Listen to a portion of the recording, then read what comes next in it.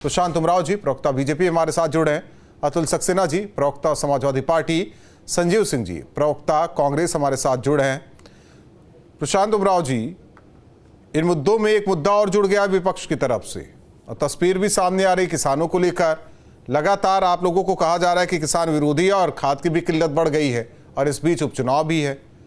Message तो सही जा रहा है विपक्ष का। देखिए, योगी आदित्यनाथ जी ने जो एक नारा दिया है, बटोगे तो कटोगे, और प्रधानमंत्री मोदी जी ने कहा है कि एक रहेंगे तो नेक रहेंगे, सेफ रहेंगे। इस नारे ने सारे विपक्ष की धज्जियां उड़ा दी हैं। कभी कोई यहाँ पे होर्डिंग पोस्टर लगाते हैं, अगले दिन कुछ और होर्डिंग पोस्टर लगाते हैं। लगातार उस नारे की काट किसी के पास है नहीं, क्योंकि ये नारा जो है क्रांतिकारी है और उसने सभी लोगों को एक मैसेज दिया है कि अगर एकजुट रहेंगे तभी देश को मजबूत करने का काम करेंगे। और आज इसी वजह से इस नारे के लोगों के पास काट नहीं है। ये कोई नकारात्मक नारा नहीं है, ये सकारात्मक है। हम लोग तो बचपन से स्कूल में किताबों में पढ़ते आ रहे हैं कि united we stand, divided will fall. अगर एकजुट रहेंगे तो मजबूत रहेंगे, एकजुट रहेंगे तो हम आगे बढ़ेंगे, शक्ति के साथ एकता में शक्ति होती, ये पढ़ाया गया है। लेकिन जिन लोगों ने हिंदुओं को जातियों के नाम पर तोड़ने का प्रयास किया, जातियों के नाम पर तोड़ करके वोट बैंक की राजनीति की और मुसलमानों को एक वोट बैंक की तरह इस्तेमाल किया, आज उनको समस्या हो रही कि हिंदू कैसे एकजुट होकर के वोट कर रहा है। यही लोग अभी तक लोकसभा चुनाव में वोट जिहाद कर रहे थे। महाराष्ट्र के चुनाव में जो है मुस्लिम सेवा संघ जो है 180 एनजीओ को लेकर के मुसलमानों के बीच में जाकर के कह रहा है कि खाली महाविकास अघाड़ी को आप वोट दीजिए, कांग्रेस और शरद पवार और उद्धव ठाकरे को उनका वोटिंग परसेंटेज बढ़ाने की बात करें, तो उसमें किसी को समस्या नहीं होती है। हम अगर एकजुट करने के समाज की बात करें, उनको एक साथ लेकर के बात कर रहे हैं, तो लोगों के पेट में पीड़ा हो जाती है। और अब इनकी जो रणनीति है, लोगों को बांटने वाली, लोगों को भरमाने वाली, वो नहीं चल पाएगी। हरियाणा में भी इन्होंने इस तरह करने का प्रयास किया। हरियाणा की जनता ने एकजुट होकर के भारतीय जनता पार्टी को वोट दिया।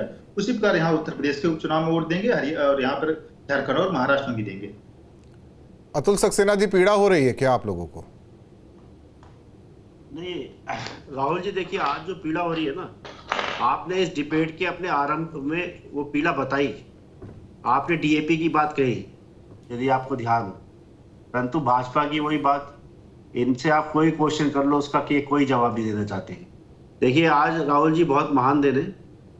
आज से ठीक 8 साल पहले नोटबंदी मन की बात हुई थी, नोटबंदी, लोग लाइन में खड़े हुए थे और आज भी वो दिन है और आज भी लोग लाइन में हैं। आज नोटबंदी की वजह से नहीं, आज डीएपी की वजह से लाइन में है। तो पहले ये केवल जो है बोरी पे चोरी करते थे, अब पूरी की बोरी कहाँ है, नदारत है, पता ही नहीं। किसान जो है लाइन में खड़ा हुआ है, उसकी बात नहीं करेंगे। दूसरी बात, ये जो बटेंगे कटेंगे चल रहा है, देखिए नेगेटिव पॉलिटिक्स भाजपा करती है। ये नारा जो है बटेंगे कटेंगे, ये अपने आप में बयान करता है कि ये लोग नेगेटिव बातें करते हैं, ये लोग बांटना चाहते हैं, ये लोग काटना चाहते हैं। ये बड़े हमदर्द बन रहे हैं कि हमने किसी ने, विपक्ष ने जो है जाति तोड़ने का काम करा। अरे आरक्षण आप लोग नहीं चाहते, आरक्षण आप बंद करना चाहते हैं, जातिगत जनगणना आप लोग नहीं कराना चाहते, परीक्षा जो है उसमें धांधली आप लोग करते हैं जिससे कि लोगों को जो है उत्तीर्ण ना हो पाए, उन्हें नौकरी ना दी जा सके। आप लोग रोजगार पे कुछ बोलना नहीं चाहते, जानबूझ के परीक्षाओं को जो है रद्द कराने का काम करते हैं, पेपर लीक कराने का काम करते हैं ताकि नौकरी रोजगार ना देनी पड़े। और आप लोग जो है आरक्षण, आपने पीछे देखा होगा जिस तरीके से शिक्षक भर्ती घोटाला हुआ, आप लोगों ने जिसपे शिक्षकों पे लठ चलाने का काम करा, उसमें आरक्षण की चोरी करने का काम करा। तो बेसिकली आपके भी नारे थे, नारे होते हैं, हर चुनाव में नारे होते हैं, पर आपने जो नारे दिए, सकारात्मक नारे भी दिए आपने। मैं आपको बताता हूँ भाजपा का सकारात्मक नारा, बेटी बचाओ बेटी पढ़ाओ, बड़ा अच्छा नारा था साहब, सकारात्मक नारा था, परंतु आपने उसमें कुछ नहीं करा। आज देखिए उत्तर प्रदेश में बेटियां सबसे ज्यादा रेप की पीड़िता है, असुरक्षित का माहौल है। आज इतना law and order Uttar Pradesh का खराब है, कोई 7 बजे के बाहर कोई बेटी घर से बाहर नहीं निकल सकती है। तो आपने बेटी ना बचाई और ना उसे पढ़ाया, क्योंकि आप लोग स्कूल बंद करना चाहते हैं। तो आप लोग केवल जो जाकर के उल्टे सीधे बयानबाजी करना चाहते हैं, क्योंकि आपके पास असल मुद्दे हैं नहीं। उत्तर प्रदेश की जनता को भटकाना चाहते हैं, गुमराह करना चाहते हैं, इसलिए आप ये नया नारा लेकर के फिर से आ गए, बटेंगे कटेंगे। वो देखिए, इसमें एक बात और ऐड करना चाहता हूँ, एक बात और ऐड करना चाहता हूँ कि देखिए ये नारा ही नहीं है, ये नारा देखिए एक तरीके से चेतावनी और धमकी भी है। यदि आप इसको पूरा ठीक तरीके से समझे तो ये नारा अपने आप में कह रहा है बटेंगे तो कटेंगे। मतलब यदि आपने वोट नहीं दिया तो बुलडोजर चलाने का कार्य भाजपा के लोग करेंगे वो आप आपके घरों देखिए वो हर पे। तो धमकी और चेतावनी जो देने का काम जनता पे किया जा रहा है, जैसे आपने किसानों पे गाड़ी चढ़ाई, आपने किसानों पे लठ बरसाने का काम किया, उसी अतुल जी तरीके से नारे आप जनता को नारे को परिभाषित आप सब अलग अलग तरीके से करेंगे, बीजेपी वाले अलग करेंगे, आप अलग करेंगे, कांग्रेस वाले अलग करेंगे, लेकिन संजीव सिंह जी किस तरीके से साथ दे रहे हैं इस लड़ाई में? कांग्रेस है कहां समाजवादी पार्टी के साथ? समाजवादी पार्टी तो जी जान से जुटी है, बस पोस्टर में दिखे राहुल गांधी, वाराणसी में एक पोस्टर लगा अर्जुन की भूमिका में। मुझे लगता है कि कांग्रेस पार्टी, इंडिया गठबंधन, समाजवादी पार्टी आपने कहा कहां दिखे हैं। मुझे लगता है 24 के लोकसभा का चुनाव उत्तर प्रदेश की जनता ने एक मजबूत हस्ताक्षर किया है, जहां भारतीय जनता पार्टी, एनडीए गठबंधन निचले स्तर पे आया। जो 80 में 80 की बात करते थे उनका स्तर क्या था, वो पर्याप्त है।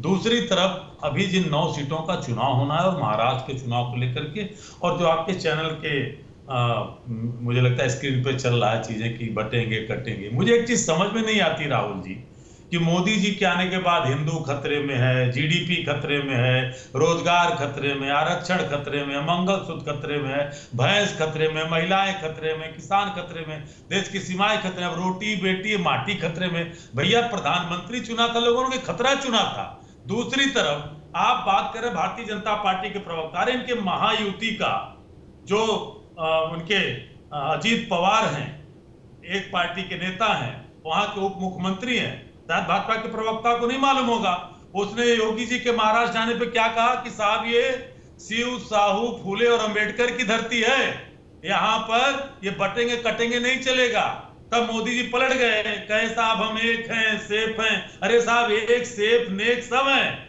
दिक्कत ये है कि भारतीय जनता पार्टी हमेशा चुनाव में मुद्दे की बात ही नहीं करती।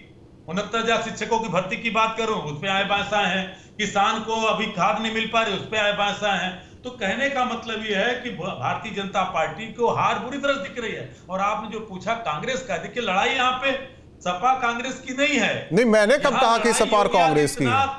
मैंने कहा सपा का किस तरीके से साथ दे रहे हैं आप लोग, वो नहीं दिखाई दे रहा। क्या कह रहे हैं?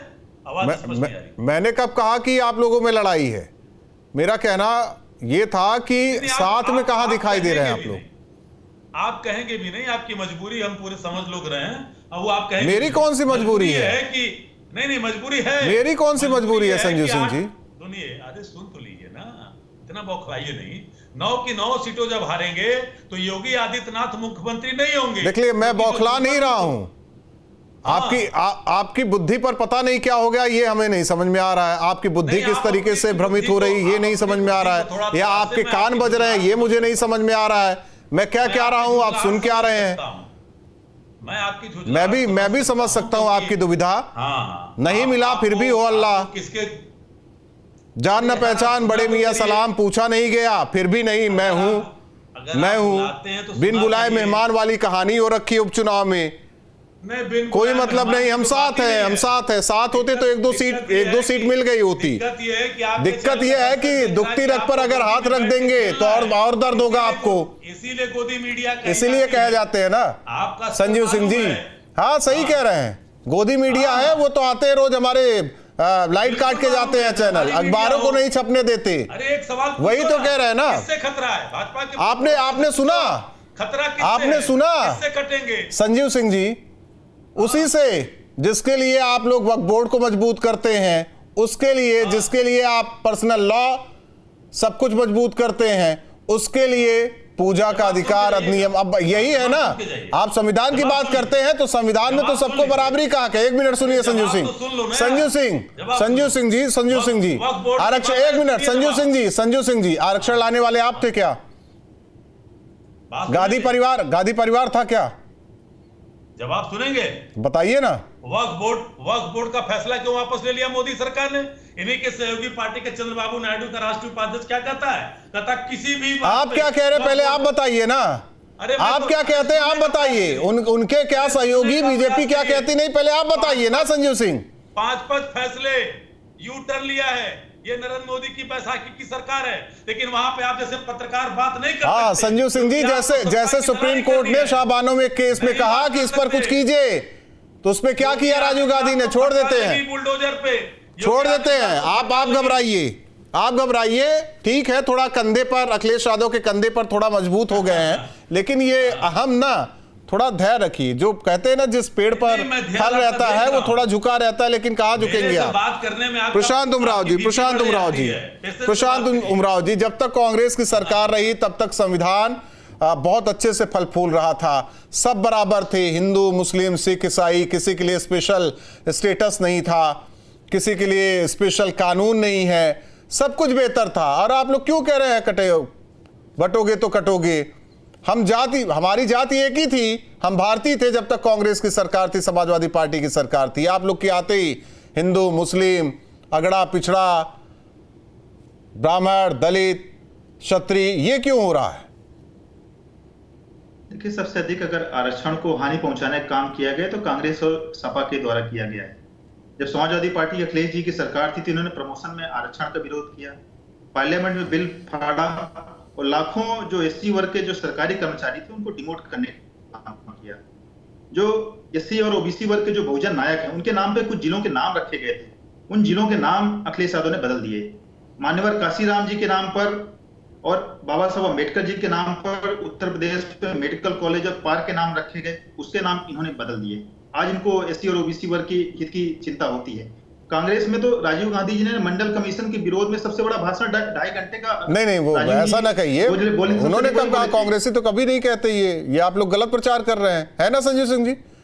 गलत प्रचार है ना ये? इन्होंने चाहे काका कालेकर की रिपोर्ट लोगों ने संविधान की प्रतियां जलाई, जिन लोगों ने मनुवाद के नाम पे नारे लगाए, कहा कि भारत का संविधान बाबा साहब अम्बेडकर का नहीं चलेगा, मनुवाद का चलेगा। सुन लीजिए भैया, आप उनकी बात करते हैं जो बाबा साहब के खिलाफ रहे हैं, जिन्होंने मनुवाद के तहत अति दलित लाया। अरे रुकिए भैया, मैं अब जवाब देता हूं। बनाया। अच्छा, किसके? राहुल जी का जवाब ले लीजिए। अब संजीव सिंह जी है, अब क्या करें? अब सरकार नहीं है, कम से कम यही तो बोल लें। राहुल जी, जब आप नाम लोगे तो बताना पड़ेगा। नहीं तो बताना तो मैं भी कह रहा हूं ना, बताने पे आ जाऊं तो मैं भी बहुत कुछ बता दूंगा।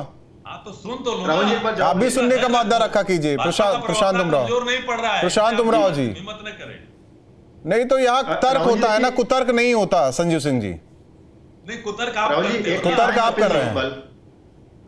राहुल जी, एक नेता है कपिल सिब्बल, अभी समाजवादी पार्टी से राज्यसभा सांसद है, पहले कांग्रेस से वो एक ही है। हाँ, ठीक है। तो उस व्यक्ति ने मंत्री रहते हुए केंद्रीय संस्थानों में हायर एजुकेशन में ओबीसी आरक्षण का विरोध किया, मंत्री रहते हुए प्रेस कॉन्फ्रेंस की उसके विरोध में। जब भी देश में आरक्षण की बात आई तो कोर्ट में कपिल सिब्बल उस आरक्षण के विरोध में सुप्रीम कोर्ट में खड़ा रहा। उस कपिल सिब्बल को, उस घोर आरक्षण विरोधी को, उस बहुजन विरोधी को समाजवादी पार्टी ने सभा बनाया है। ये लोग किस मुंह से एससी ओबीसी? इसीलिए तो कह रहे हैं अतुल सक्सेना जी, आप पीडीए की बात कर रहे हैं, कभी आपने कहा नहीं उत्तर प्रदेश की बात करें कि अलीगढ़ मुस्लिम विश्वविद्यालय में एससी एसटी ओबीसी का भी हक जो मारा जा रहा है वो पूरा मिलना चाहिए। आप छोटी जगह से शुरुआत कीजिए ना। कभी कहा आप लोगों ने? नहीं, क्योंकि वो किसी एक समुदाय से जुड़ता है मामला, इसलिए नहीं कहा। नहीं, राहुल जी, आपने एएमयू अलीगढ़ का जो मुस्लिम विश्वविद्यालय है उसके आरक्षण की बात जो छेड़ी है, तो आपको बताना चाहता हूँ जो अलीगढ़ मुस्लिम विश्वविद्यालय है वो भारत सरकार के जो सहयोग करता है, जो खर्चा देता है, उससे चलता है। तो यदि आप सच्चर कमेटी की रिपोर्ट का अवलोकन कर लें तो सच्चर कमेटी की रिपोर्ट में भी ये कहा गया है कि जो माइनॉरिटीज है उनकी हालत दलितों से भी दयनीय है। तो उसमें जो मुस्लिम का 50% का माइनॉरिटीज का मतलब क्या, ये भी समझा दीजिए ना। केवल मुस्लिम नहीं, देखिए माइनॉरिटीज का मतलब जो है जो अल्पसंख्यक लोग हैं, जो माइनॉरिटीज इंग्लिश हो गया, अल्पसंख्यक हिंदी हो गया, तो इसमें भी समझा दीजिए। हो जाने दीजिए, नहीं मैं पूरी बात बता दूंगा जो आपने मेरे से क्वेश्चन किया है। तो उसमें आप थोड़ा इंटरप्ट कर देते हैं तो बात रह जाती है बस। ठीक है, पूरी देखिए जो आरक्षण की जो आपने बात करी, तो हम तो ये कह रहे हैं कि एएमयू में आप 50% जो आरक्षण है वो मुस्लिम को दे रहे हैं, आप सब दलितों को भी दीजिए भाई। तो सरकार की फंडिंग है ना, सरकार देती है ना, तो आप ही तो वंचित कर रहे हैं भाई। एक तरफ आप जो है दलितों के उत्थान की बात करते हैं, एक तरफ आप कहते हैं कि बटोगे तो कटोगे, तो दूसरी तरफ आप एएमयू में जो भारत सरकार के खर्चे से चलता है उसका आरक्षण जो है उसे दलितों को वंचित। नहीं, तो मैं भी देखूंगा। देखिए, अब यहाँ मुझे टोकना पड़ेगा अतुल जी, माफी के साथ। तो कल एक नारा, एक पोस्टर भी चिपकेगा, एएमयू में SC ST OBC को आरक्षण दीजिए। पोस्टर लखनऊ में दिखेगा क्या कल, कि बस इसी बटोगे कटोगे में चलोगे, या फिर वाकई मुद्दों की लड़ाई होगी? अभी वो कहेंगे जब आप बाहर से सपोर्ट कर रहे थे यूपीए को, तब आप लोगों ने नहीं कहा, अब आप लोग कह रहे हैं। अब उसमें क्या है टेक्निकल पॉइंट, वो भी समझना होगा। नहीं, टेक्निकल पॉइंट तो मैंने आपको बता दिया। टेक्निकल पॉइंट तो मैंने आपको बता दिया कि सच्चर कमेटी का रिपोर्ट का अवलोकन कर लें, उसके आधार पर जो है माइनॉरिटीज को, मुस्लिम को वहां पे 50% का आरक्षण दिया जा रहा है, और वो कॉन्स्टिट्यूशन के आर्टिकल 29 और आर्टिकल 30 उसका भी अवलोकन कर लें, उसके तहत वो आरक्षण देने का काम करा जा रहा है। परंतु हाँ, ये पॉइंट हम कहते हैं कि भाई जब ये भारत सरकार के खर्चे से चल रहा है तो वो आरक्षण का लाभ दलितों, मैं तो कहूंगा कि कल लखनऊ में पोस्टर लगना चाहिए कि केंद्र जो है एएमयू में पिछड़ों का हक मार रहा है, अति पिछड़ों का हक मार रहा है। ये पोस्टर दिखना चाहिए, तब हम समझेंगे कि वाकई पीडीए की आप लोग बात करते हैं और धरातल पर उतरकर सामाजिक विषय को उठाते हैं। ये हो पाएगा क्या? नहीं, क्यों नहीं होगा। देखिए, हम तो हमेशा जो है पीडीए की आवाज उठाने का काम करते हैं, और इसीलिए कहते हैं कि देखिए जुड़ेंगे तो जीतेंगे। जो ये निगेटिव नारा देते हैं बटेंगे कटेंगे, उसके समावेश में हमारे राष्ट्रीय अध्यक्ष माननीय अखिलेश जी ने जो बोला है कि जुड़ेंगे तो जीतेंगे, जुड़ेंगे तो बढ़ेंगे, तो हम तो जोड़ने की बात करते हैं। हम तो अब भी कह रहे हैं कि मुस्लिम आरक्षण में दलितों को भी आरक्षण मिलना चाहिए, हम तो जोड़ने की बात कर रहे हैं ना। और जब जुड़ेंगे तो जीतेंगे। ठीक है, जब आप लोग सत्ता में थे तब नहीं मिला, अब सत्ता में नहीं है तो अब मिलना चाहिए। प्रशांत जी, वाकई आप लोग क्यों वो करते हैं? आप लोग को दे देना चाहिए। मांग तो कर रही है समाजवादी पार्टी। देखिए, अभी तक चूंकि सुप्रीम कोर्ट में मामला पेंडिंग था, इसलिए सरकार के स्तर पे कोई जजमेंट नहीं हो पा रहा था। कोर्ट से आदेश आ गया है। अब सरकार को जो पार्लियामेंट से जो कानून बना के करना होगा, जिस तरीके से भी करना होगा ऑर्डिनेंस से करना होगा, तो हम करेंगे। लेकिन अब देखिएगा राहुल जी, जैसे ही हम कुछ करेंगे तो सबसे पहले चिल्लाने वाले लोग यही आएंगे। भले पार्टी में सक्सेना जी बोल रहे हैं, अच्छी बात बोल रहे हैं, इनकी बात का स्वागत होना चाहिए, लेकिन समाजवादी पार्टी का ऑफिशियल स्टैंड नहीं है। ये अपने ऑफिशियल स्टैंड से ट्वीट करा दें, अखिलेश जी से बयान दिलवा दें, रामगोपाल जी से बयान दिलवा दें, वो नहीं करवाएंगे। यहाँ पे बोलना एक अलग बात है, पार्टी का ऑफिशियल स्टैंड होना अलग बात है। मैं तो ऑफिशियल स्टैंड कह रहा हूँ कि अभी चूंकि हम बंधे हुए थे, कोर्ट में मामला पेंडिंग था, जुडियस था, इसलिए बीच निर्णय नहीं ले सकते। अब कोर्ट का निर्णय आ गया है। पार्लियामेंट सुप्रीम, देश में सबसे बड़ी सुप्रीम है, कोर्ट से बड़ी पार्लियामेंट। अगर मैं तो कह रहा हूँ विंटर सेशन, हम कानून बना देंगे। विंटर सेशन में राहुल और अखिलेश यादव ये सरकार से मांग करेंगे। संजीव सिंह जी, आवाज के लिए वो तो मुझे नहीं लगता कि ऐसी नहीं, क्यों नहीं है, ऐसा नहीं है। संजीव जी, आवाज आ रही है आपको? हाँ, बोलिए। विंटर सेशन में राहुल गांधी और अखिलेश यादव मांग करेंगे कि एएमयू में SC ST OBC आरक्षण होना चाहिए। मुझे लगता है कि जो सुप्रीम कोर्ट ने 4-3 से जजमेंट दिया है और उसमें कहा कि आगे 3 जजों की कमेटी, रेगुलर कमेटी बनाई है, रेगुलर बेंच बनाई है, उसमें अंतिम फैसला आएगा। दूसरी तरफ आप भी विद्वान बनते हैं नहीं, आर्टिकल 30 को पढ़ के आइएगा, जो भारत सरकार के national commission for minorities education institution के तहत एएमयू का जो काम धाम होता है उसके अंदर है। उसमें कहीं भी ये नहीं कि कोई माइनॉरिटी। जरा आर्टिकल 30 आप पूरा बता दीजिए हमें, आप भी विद्वान हैं, बनते हैं, है नहीं। हाँ। अब हमें संवैधानिक दायरे में रहकर चीजें समझा दीजिए। आर्टिकल 30 बताइए। आर्टिकल 30 के ही तहत जो आर्टिकल 30 कहता क्या है ये बता दीजिए ना। बता रहा हूं ना, धैर्य से सुन तो लीजिए। उस आर्टिकल 30 के तहत ही माइनॉरिटीज एजुकेशन को बढ़ाने के लिए बढ़ावा दिया है 29-30 में, जो एमयू की बात कर रहे हैं। और उस एमयू आप परिभाषित नहीं कर पा रहे हैं। अरे सुन तो लीजिए ना, मैं परिभाषित यहाँ का प्रियम्बल्स कर दूंगा। उस प्रियम्बल्स में 6 चीजें आती हैं।